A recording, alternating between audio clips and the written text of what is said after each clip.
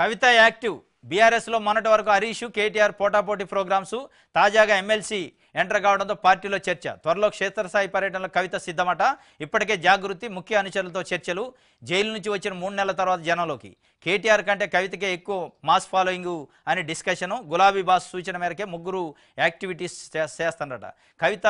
ఒక రకంగా 3 డేస్ నుంచి యాక్టివ్ అయిపోయింది